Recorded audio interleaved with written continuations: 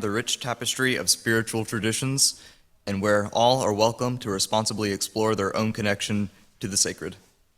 Good morning, I am Philip Strickland. My pronouns are he, him. Joining me, we have Worship Associate Jason Pesch, whose pronouns are he, they. Thank you to our greeters, our accompanyists, Megan Smith, Karen Baggett, our song leader, Dan Phillips and Kenneth Young, making magic in AV and Zoom today. If you're visiting us for the first time or the second time today, would you raise your hand so that we may welcome you? Very good, very good. Welcome. Welcome.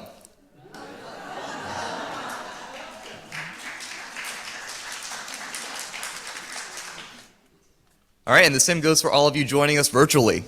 Let's wave to them. All right, thank you very much. We have some announcements today. First, this is not a multi-journ service, so for those of you who saw that in the newsletter, just be aware that we will be singing our kids out today. Now, on to the formal announcements. Thoughtful gatherings are going to be starting this month, so if you're interested in learning more, please sign up with the link in the wave or on the sign-up bulletin board in the social hall, or reach out to Susan Roberts. Wave your hand.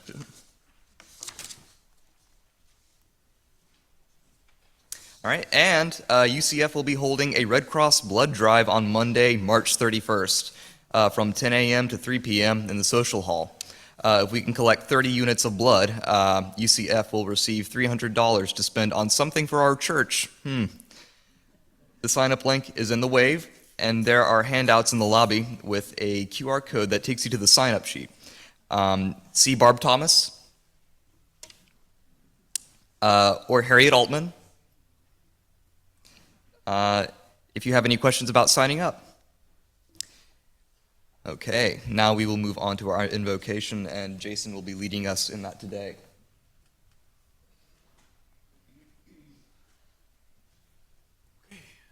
All right, hello, how are y'all? Today we're going to honor the four elements: earth, air, fire, and water, by calling the directions, a practice found in many spiritual traditions to invoke connection, presence, and balance. The first recorded instance of calling the directions in a Unitarian Universalist setting was in 1980 at the Women and Religion Continental Convocation, where UU Women incorporated this practice to honor feminist, earth-centered, and pagan traditions. Since then, it has been embraced in many UU spaces as a way to acknowledge our interconnectedness with nature and the sacred elements. As we light a candle for each element and conclude with a chalice flame for spirit, we invite you to reflect on how these forces shape our lives and ground our shared values centered around love. As we call each element and light its candle, you are welcome to turn and face the corresponding direction if you feel so moved to. This is an invitation, not an expectation. Please participate in whatever way feels right for you, whether that's turning, closing your eyes in reflection, or simply being present in the shared moment. However you engage, may this ritual deepen our connection to the elements, to each other, and to the values we hold in love. Today's calling of the directions is actually an adaptation of the elemental body blessing written by Noel Lehman. I hope I said your name right. We offer gratitude for their words as we honor the elements to our deep connection to the world around us. And now we begin with earth, which is the green one. And I will face this way. For the element of earth, I ask you to consider your bones, protein, collagen, the minerals that make them up, mostly the mineral calcium. All right, where we go? Calcium formed in supernovas racing across the universe billions of years ago, making up leaves, shells, and the limestone and gypsum of the Painted Desert and the white cliffs of Dover. Your bones are kin to the crust of the earth and every seashell in the ocean. May your bones remind you of your strength.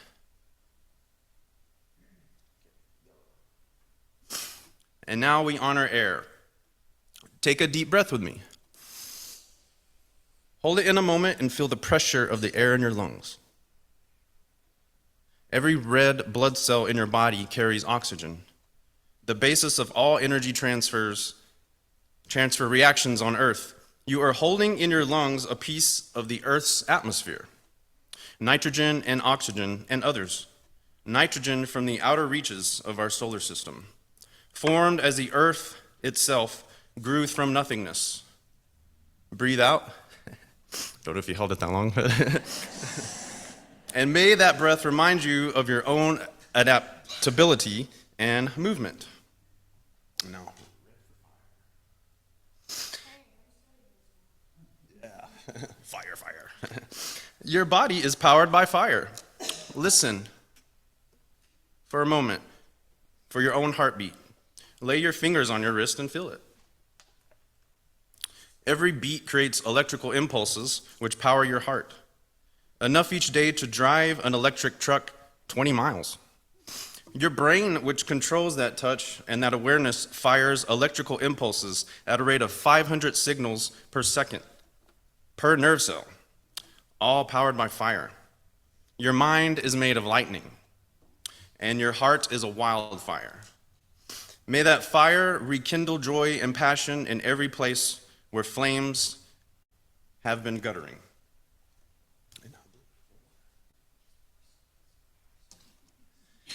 And onto water. Hey, good job. Water, continue to fill your pulse, the liquid life under your skin. We are born of water, cradled in amniotic fluid, the same salinity as the ocean. We remain made of more than half water, and our bodies and our blood moves in tides like the ocean itself, carrying nutrients and waste across each of our internal shores. Our plasma has nearly the same salt and ions as the sea, and our white blood cells and platelets are as ceasingly vigilant for potential harm to us as the most loving mother. May the tides of your own blood wash away that which is unneeded and return to you all that you require. And where am I going? I turn this? Okay.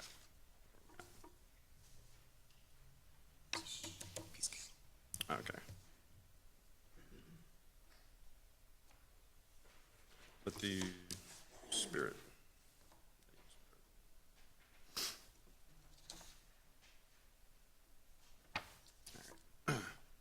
Missing a page. Here we go. Sorry, guys. So,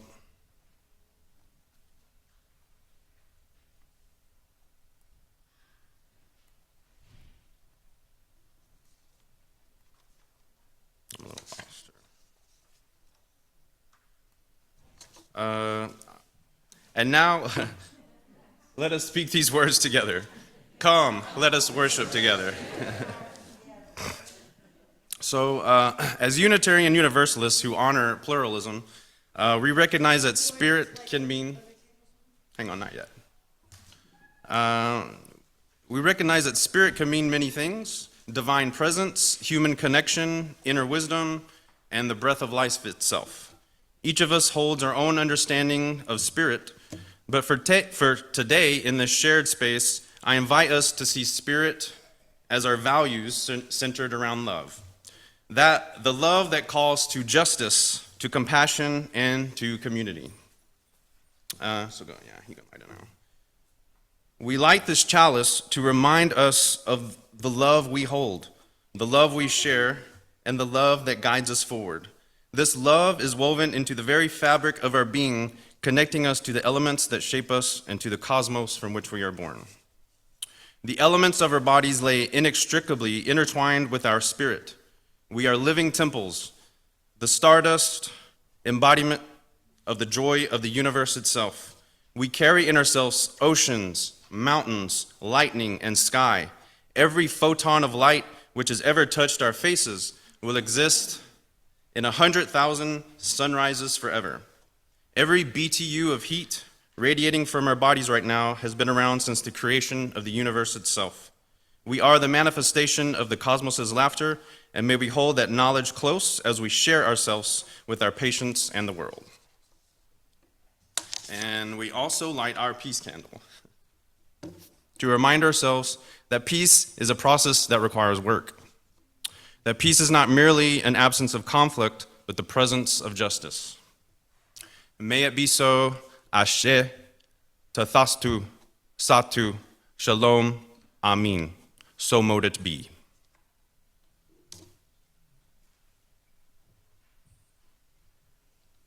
All right. Thank you very much, Jason. All right.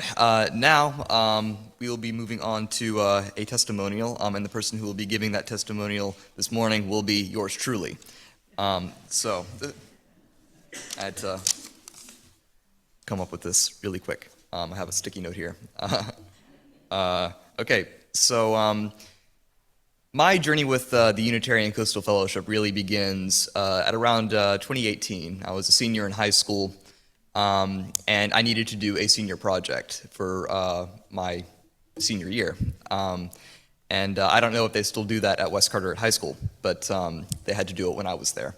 And I decided to investigate spiritual traditions and religious traditions in Carteret County because I was interested in sociology, anthropology, the study of cultures, and religious studies. Now, around here, about as exotic as we get is Catholic. It was a bit of a challenge trying to figure out, where there was a truly pluralistic and really deeply interfaith community in Carteret County and in Morehead City. So I was, looking around, trying to find a place, and I was directed to Sally B. White, who I had some really, really phenomenal conversations with, and she allowed me to give a brief presentation at the old church before we built this one all those years ago. And it served as a incredible opportunity for me to learn more about the community and learn more about sociology, psychology, and just the social sciences in general, in addition to forming a more holistic view of my own spirituality and my sense of self, really. And really finding out just how awesome you guys are.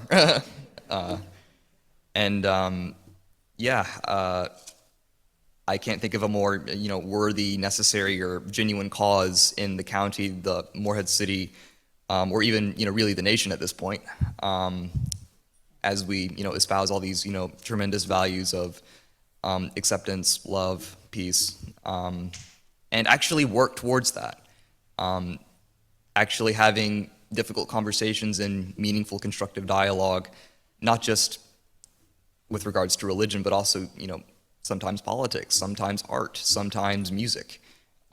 Thinking about all these things that shape who we are. I'll be making some donations, and I hope you do as well.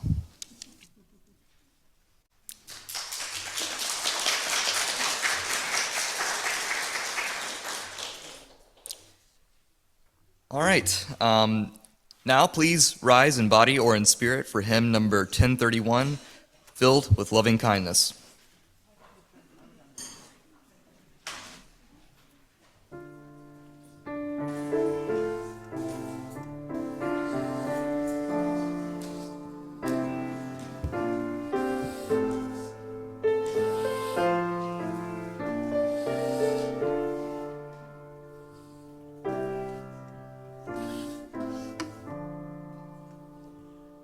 May I be filled with loving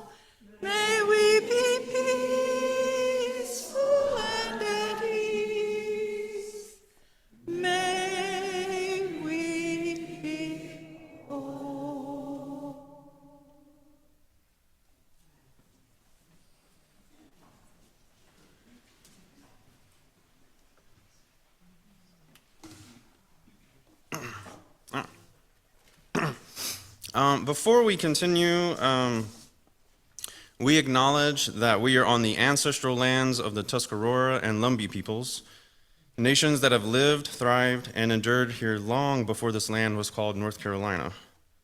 We honor their past, present, and future, and recognize our responsibility to support indigenous rights and justice. The Lumbee tribe has long fought for federal recognition to affirm their sovereignty and access essential benefits. In January 2025, the current administration signed a memorandum directing the Department of the Interior to develop a plan for their recognition, a significant policy shift.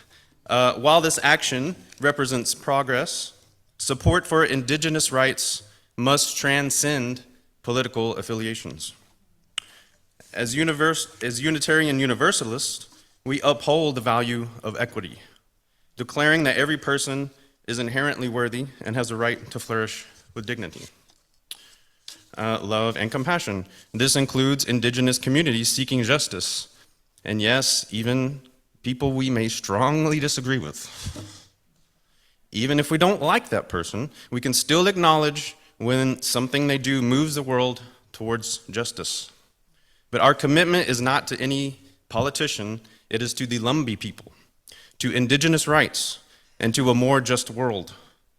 As a congregation, we can live our values by continuing to advocate for the Lumbee tribe's rights, standing in solidarity with the indigenous communities, and focusing not who signed what, but on ensuring real justice is achieved.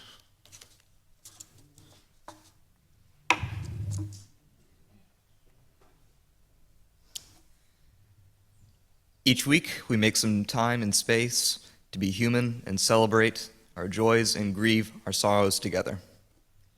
Should you wish to share a personal joy or sorrow about a person or persons in your life, there is paper to fill out and place it in the basket on the way to the chalice.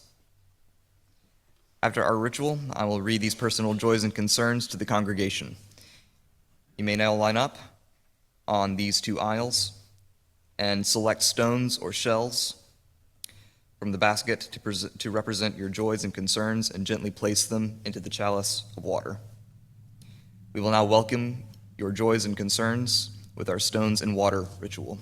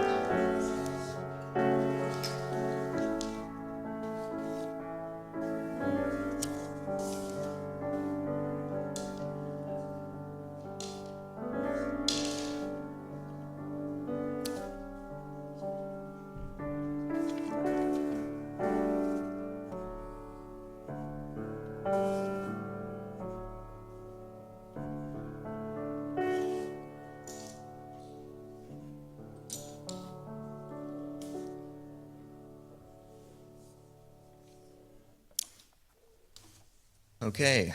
Hope for love and support for President Zelensky and for the people of Ukraine.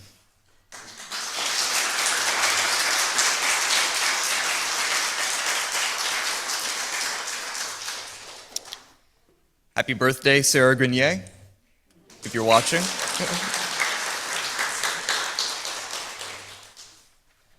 And our friend Ryan L. started testosterone last Thursday.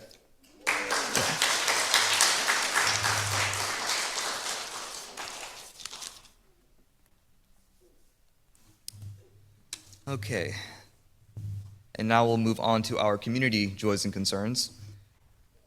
Today, we remember and honor the lives of 4 Lumbee women: Christina Bennett, Rhonda Jones, Megan Oxendine, and Cynthia Jacobs, who were taken from their families and their community. As we drop a stone for each of them into the water, may the ripples remind us that their lives mattered and that their stories must not be forgotten, and that justice must still be pursued. For Christina Bennett, known to her family as Kristen, who was found in an abandoned home in 2017. She was a daughter, a friend, and a person who deserved safety and dignity. For Rhonda Jones, whose body was discovered in a trash bin the same day. She was loved, and she should still be with us today. For Megan Oxendine, who spoke out for the other victims and was later found murdered herself. Her courage must not be in vain.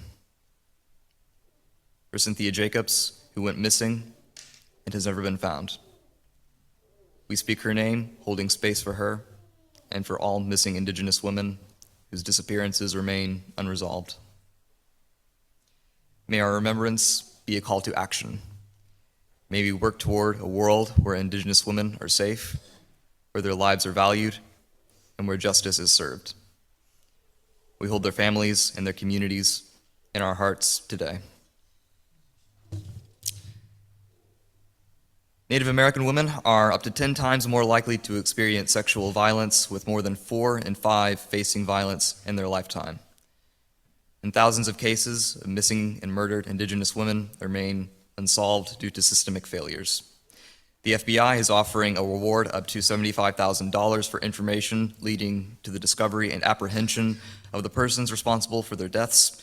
You can contact the FBI at 1-800-CALL-FBI with the number up there, or the Lumberton Police Department at 910-671-3845. You can submit a tip online at tips.fbi.gov.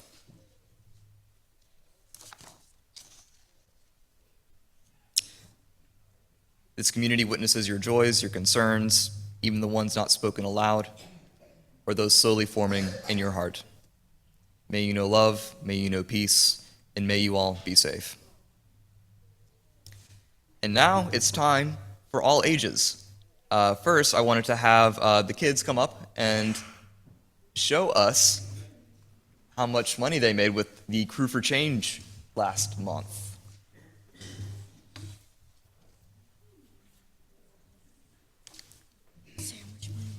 Yeah, by all means.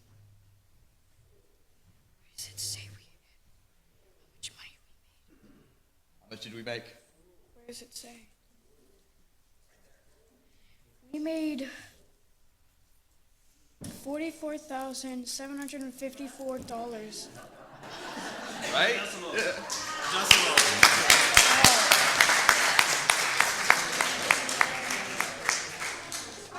I messed up. Hold it up high. There you go. I messed up. Sorry.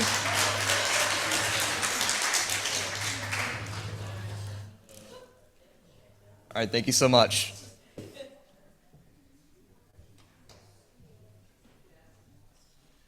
Okay, impressive, right? Not bad. Change is gonna come, right? Okay, and now, let's just not forget that as we try to change the world, sometimes just a dime here from me or a quarter there from you is enough.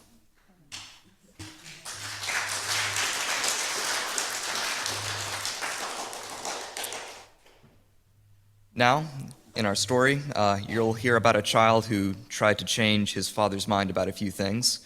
The story comes to us from Janine K. Grossmeyer, and it is called Muddy Children, Hosea Ballou. Over 200 years ago, in a small house in a small town, on the edge of a forest of very big trees in the state of New Hampshire, there lived a small boy, and his name was Hosea Ballou. Hosea was always asking questions about what and why and how. And, just like other children, Hosea liked to play. He liked to play hide and seek with his 9 older brothers and sisters. 9 older brothers and sisters. Wow. He liked to play word games inside when it was rainy, and he liked to play tag outside when it was sunny. And in the spring, spring was Hosea's favorite season of all, because in the spring it would rain and rain and rain, and then Hosea would jump into the mud. Hosea, just like other children, loved mud. He liked it when it was soft and squishy. He liked it when it was thick and sticky. He liked if it didn't rain quite enough. That wasn't a problem. He could carry water out to the dirt and create glorious mud puddles all on his own. And he liked to poke sticks into the mud puddles and see how deep the mud was. He liked to make mud pies and to build mud dams. He liked to jump in puddles hard with his feet and make the muddy water splash really, really high, so the mud splattered all over his brothers and sisters' clothes. And he loved to step in puddles very slowly, so the mud oozed up just a little bit at a time between his toes. Yeah, he loved mud. Now you can imagine that not everybody in his family liked mud quite as much as he did. His mother had died when he was not quite 2, so his older sisters had to look after him and take care of him. His sister, who did laundry and scrubbed the family's dirty clothes in big wash tubs, didn't like having to scrub all that mud off Hosea's clothes. And Hosea didn't like taking baths either, especially when it meant he had to stand in a wash tub in front of the fire and have water dumped all over his head. But his sisters loved him. So they took him home and washed him and dried him and made him clean. Then Hosea's sisters went to their father and said, "Father, please tell Hosea to stop playing in the mud." "Hosea," said his father very sternly, "you should not play in the mud." "Why?"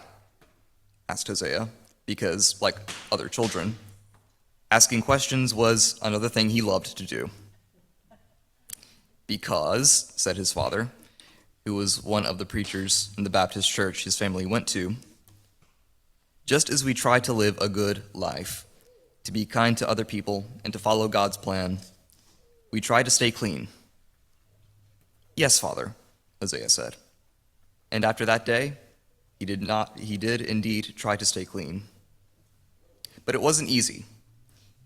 He stopped stomping in the mud puddles on purpose and splashing the muddy water everywhere. He stopped making enormous mud pies. But sometimes the mud was just there. Then he had to walk through the mud to get across the yard to gather the eggs from the chickens. He had to walk in the mud to feed the pigs, and sometimes, when he was already muddy from doing his chores, he played in the mud, just a little bit, and got even muddier. But Hosea's sisters went to their father again and said, "Father, please tell Hosea to stop playing in the mud." "Hosea," said his father, even more sternly, "you must not play in the mud." "Yes, Father," Hosea said. He was sad, because he had truly tried not to get muddy, most of the time anyway. "Are you very angry with me, Father?" "I am disappointed in you, Hosea, and I am a little angry with you." Hosea hung his head and kicked the dirt with his toes, and he dared to look up just a little to ask, "Do you still love me?" "Hosea," said his father, and his father didn't sound stern anymore. "I will always love you, Hosea, no matter what you do." Even if I get muddy again? Yes. Even if I get really, really muddy? Yes. Even if I get the mud all the way up my eyebrows and between my fingers and my toes and my hair? Even then, his father said with a smile. And he added very sternly again, but remember, Hosea, you must try to stay clean. I'll remember, and I'll try, Hosea promised. And he did. He stayed clean, most of the time anyway. As he grew up, he stopped liking mud quite so much, but he still liked to ask questions about how and when and why. Father, he asked when he was a teenager, how can it be that our church believes that God will let only 1 in 1,000 people into heaven, even if many of those 1,000 people lead good lives? His father didn't have an answer.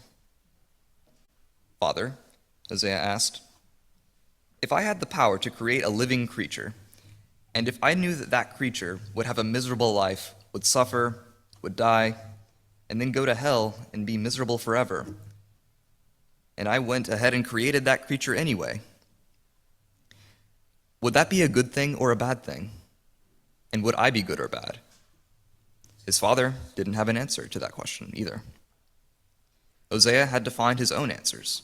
So he read the Bible, a book with many stories about religious people and about God, and he went to some Unitarian Universalist churches and asked even more questions there. At the age of 19, Hosea decided that he believed in universal salvation, which is the idea that everyone, everywhere in the universe will be given salvation. How can you believe that? Asked his father. How can you believe that God would let bad people into heaven? Because, Father, I remember what you told me when I was small. I believe that even if God is disappointed with people, or a little angry with them, God will always love them and will want them to be happy, no matter what they do, and no matter how muddy they are. Now it's time to sing the children out to their lessons with our blessing song. So blessing you were born, that is what you do.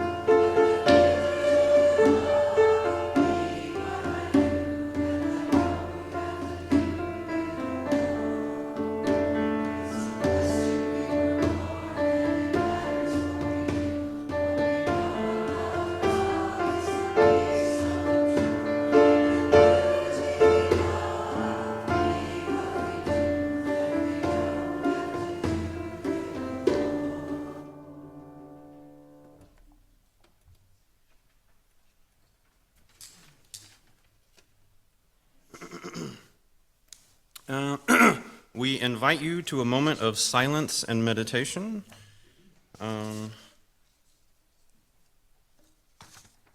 So breathing will bring us into meditation, and music will bring us out. If you want, you can take some deep breaths into your nose, out through your mouth, through your nose, through your mouth. One more time, in through your nose, out through your mouth, and center yourself.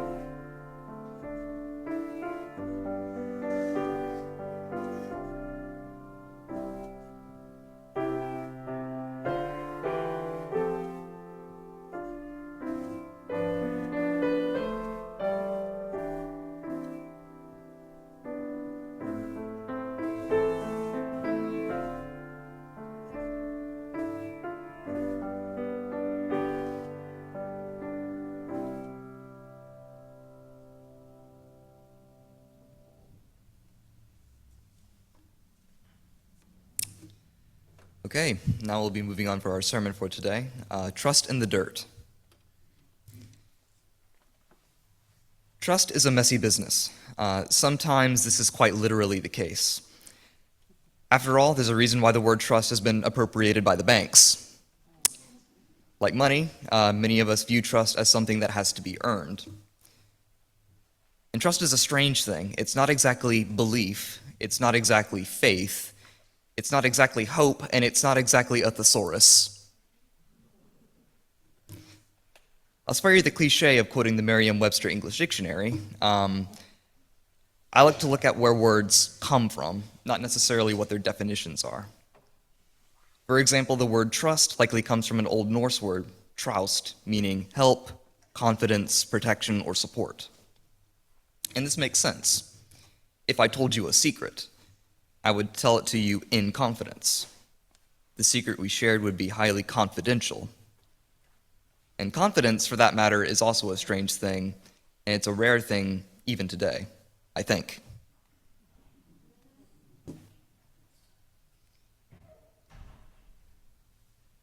Today, it's difficult to have confidence in much of anything. It is difficult to trust anything or anyone. And there is a real danger in this that is often not discussed. According to Munshi Premchand, trust is the first step to love. As Unitarian Universalists, holding love at the center of all of our principles, perhaps what we need to do is cultivate this messy business of trust.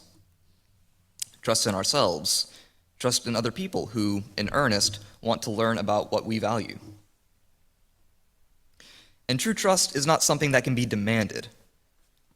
As I stated earlier, it can only be earned. History teaches us that nations and institutions which demand these things, often under threats of violence, only cultivate what we and Johann Galtung referred to as negative peace with our neighbors. In negative peace, there is merely the absence of war, of violence, of conflict, but there is always this tension, this feeling that no one really trusts each other. So we turn inward. We lose ourselves in our own heads and in our shrinking circles of friends. We find ourselves in tombs of our own prejudices, living as ghosts in the sea of humanity. Those unfortunate enough to disturb these tombs are in for quite a scare. And spooky as it may be, I know a thing or two about tombs. At East Carolina University, I had the privilege of studying cemeteries in Pitt County as part of an archaeological field school. It was there that I learned how to interpret the land, the landscapes, and as one of my professors put it, read the dirt. Those who learn the language of the dirt can never unsee it, they can never unlearn it. And the deeper one digs, the more riddles one can find in the annals of time. In these layers, there are countless wonders. There, in Jericho, a city rose and fell. There, in what is now Ukraine, a hut was built from mammoth bones. And there, in the savannas of Africa, humans likely made their first brave steps and hit the ground running. They harnessed the power of fire to cook their food. They forged friendships in communities, experimented in gardens and farms, braved harsh environments. All this we have learned in part from whispers in the dirt. As scientists, like myself, we divine these whispers into lore for the canon of creation and of life itself from a scientific perspective, using the scientific method. But even this dirt is dirty. The dirt must be methodically reread and reread again, reinterpreted, as new evidence comes to light, as things are dug out of the dirt. After all, the anthropologist Mary Douglas wrote that dirt in any culture can be summed up as matter out of place. Culture changes, and the dirt changes with it. So we should always pay attention to who benefits from the differences between what is dirty and what is clean, who decides what is matter out of place. And historically, archaeology has been known to be a very destructive practice, taking matter in the dirt out of its resting place, and one can get too down in the dirt. After all, we must always be aware of what's going on up here on the surface. The musician Floyd Red Crow Westerman once lamented, rightly, that the anthros keep on digging our sacred ceremonial sites, but the more they keep on digging, the less they really see. And many of us, anthros, anthropologists, and archaeologists, have learned to balance our obsession with the past with compassion for the people in the present. We are social scientists after all. So we have to keep our eyes forward, above, and below. Ethical debates persist about what we should do with the bones we've ripped from the earth. When archaeology first developed as a science, little credence was given to the value of trust or respect in the hunt for bones. Today, trust is perhaps the most important thing that differentiates a shady grave robber from an archaeologist. Well, that and a college degree. And we can gaze into the skulls of our ancestors, once blanketed beneath tons of soil, not realizing that our shadows are the heaviest shrouds of all. When we can make the bones talk, some of them speak of war, some of them speak of famine or disease, disaster, or even torture. But some of them speak of love, some of them speak of friendship, and some of them speak of trust. And there's evidence to suggest that what we call trust and compassion are more ancient forces than many of us may realize today. 1.5 million years ago, one of our ancestors, known to us as KNM-ER 1808, we'll just call them K for short, likely had a disease which weakened their bones, caused abdominal pain, nausea, headaches, dizziness, blurred vision. And just imagine what this would have been like over 1 million years before pharmacies were invented. But I digress. The archaeologists and paleontologists who found Kay reported that there is no way she could have survived alone for long in the African savanna. Someone must have been feeding her. Someone must have been protecting her from carnivores. The group dynamics of early humans must have been based on some form of mutual support. So maybe compassion is the closest synonym we have for trust. Remember how I said I like to learn where words come from? Well, the word human and humus share a common Latin etymology, meaning earth or ground. Fitting, as how many traditions worldwide speak of humans rising from holes in the ground, from caves, or from lumps of clay. And like clay, we can mold ourselves and stick together. But never forget, clay can be washed away in the rivers of time. But in that time, when we are more human than humus, we can still reach out across the isles and islands, sailing by the stories we inscribe in the stars. And as Socrates once mused that the Greek word for man, anthropos, was once a sentence, anathron a apopin, to look up and to consider. It's strange and wonderful how, as beings of clay, we seek comfort and trust in the stars.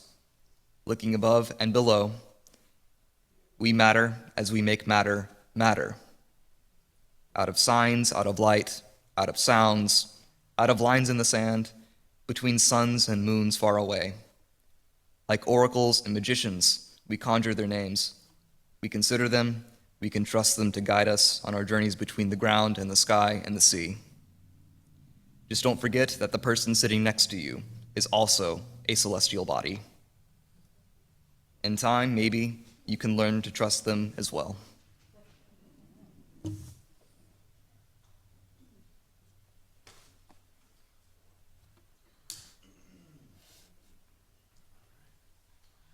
That was awesome. That was awesome.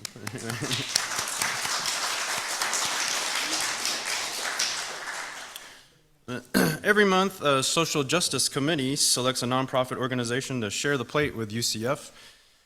March's Share the Plate collection will go to the Outer Banks Wildlife Shelter in Newport. Roseanne Martin is here to tell us a little about this organization.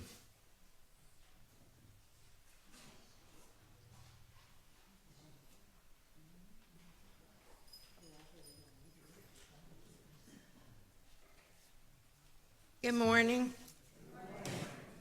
The first thing I want to say is thank you.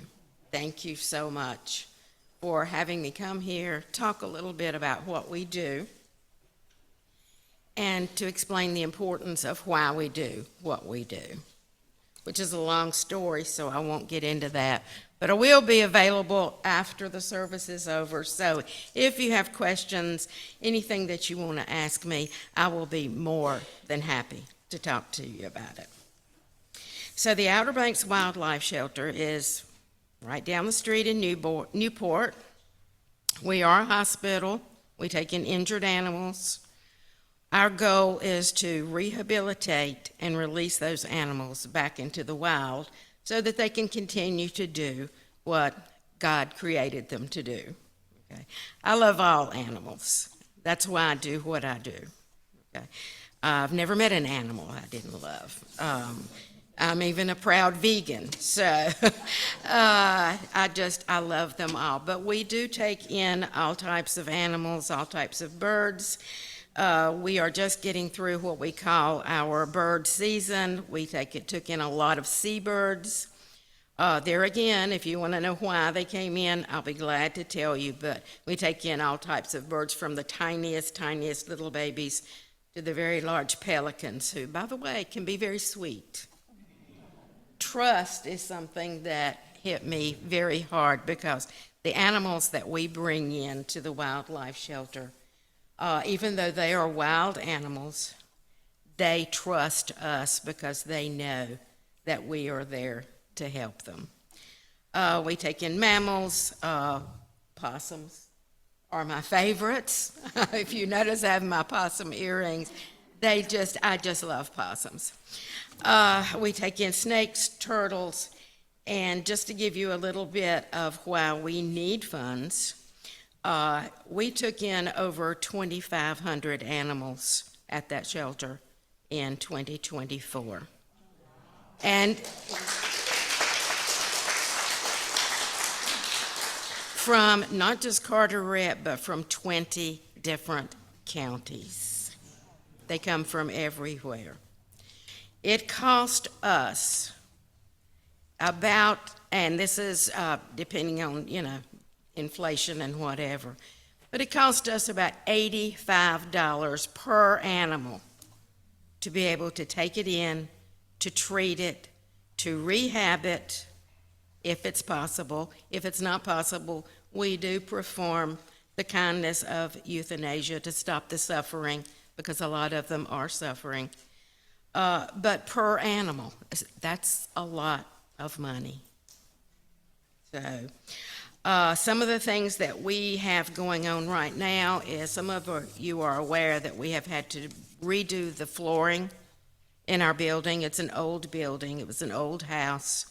The flooring was the joist, the subfloor. It all had to be replaced. Okay, so we are finishing up that. Thank God for donations and for volunteers. We have a need for a waterfowl enclosure, which was destroyed back during Florence and has not been rebuilt, for those pelicans and those animals that like to get in and play in the pools. It's important. And an educational building. We are wanting to construct an education building where we can bring from the smallest children to those that are my age that just don't want to stop learning, that are able to learn about what we do, the importance of what we do, why we do it. So that's a big project. But what our goal is to have that building that will be self-supporting and separate from what we do in the regular shelter. We don't want to take money away from the rehab, but we want to be able to educate people.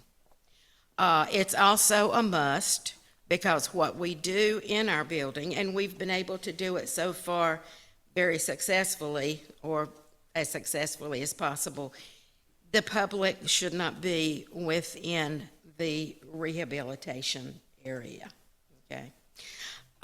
We want to keep that separate. We need to keep that separate. So that is what we're doing, and because we are getting ready to enter baby season, which is huge. We take in a lot of babies of all kinds. Your generosity to give us these funds that you are giving us in the month of March, it's just so important and such a godsend that I cannot say thank you enough. Because we get in a lot of babies, birds, mammals, baby possums. We get in a lot of babies that have lost their mother. We get in baby possums that mom's dead, but we are still able to rescue the babies from her pouch. We get in baby squirrels whose home has been chopped down or blown down. So it's just, I could talk for days, but I won't. But like I said, I will be available after this is over, and anybody that has any questions, wants to know more, we are always welcoming volunteers because that's what we depend on is our volunteers. We have 2 full-time staff and 1 part-time staff, and the rest is volunteers. So as the president of the board of directors, it is my job to say, please come help us. Please come help us. Okay? So that is and again, I cannot say thank you enough. So I will stop there.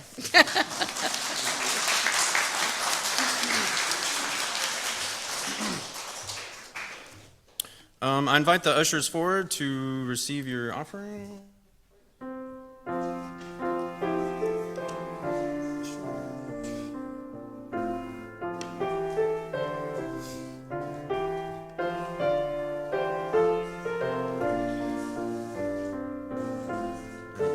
Please give as generously as you can.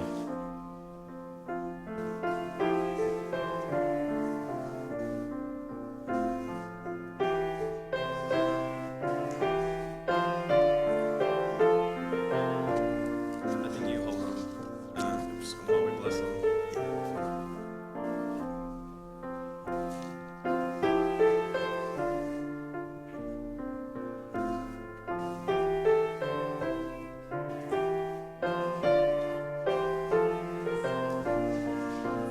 Or do you want me to hold them? Or are you going?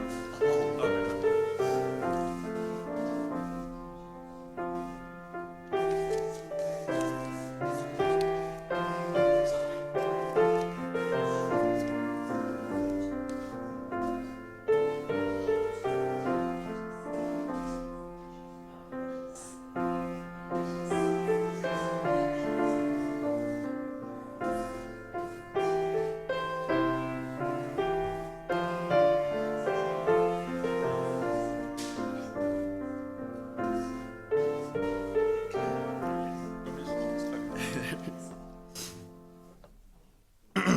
Please join in blessing this offering with hymn number 402, From You I Receive. From you I receive, to you I give. Together we share, and from this we live.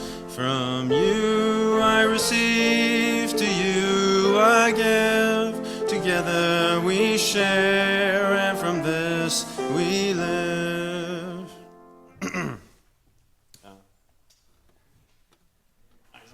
My other eyes. All right. So please join me in reading our chalice extinguishing words. We extinguish this flame, but not the light of truth, the warmth of community, or the fire of commitment. These we carry in our hearts until we are together again. And now in Español. Extinguimos esta llama, pero no la luz de la verdad, el calor de comunidad, o el fuego de nuestro compromiso. Estos los llevaremos en el corazón hasta que estemos juntos otra vez. And now, please ride in body or spirit for hymn number 309, Earth is Our Homeland.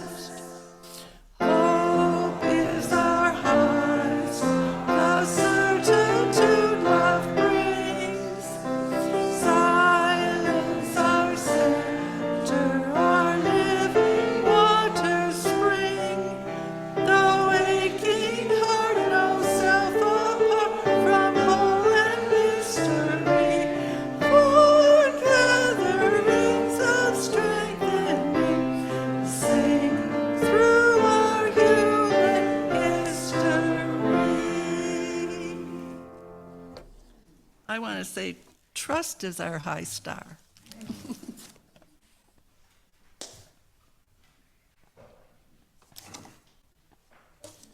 All right, it is UCF tradition to join hands and form anything close to a circle. However, if you prefer not to, or if moving is not what you need to do right now, please remain in the center of the circle and we'll surround you with presence and our love.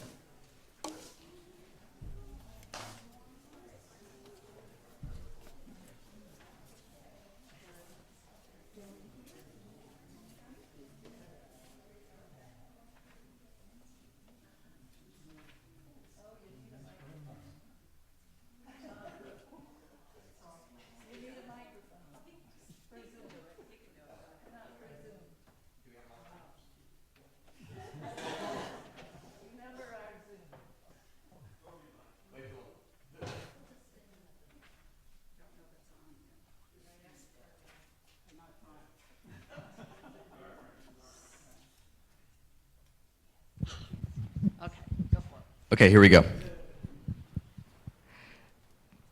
These waters, they never stay calm, not for long, because they are teeming with the stuff of life. The energy of our being washes over and around us. Let us brace each other when we need to stand against those currents, and let us hold hands when what we need is to relax into the waves, riding them together. Go now in peace.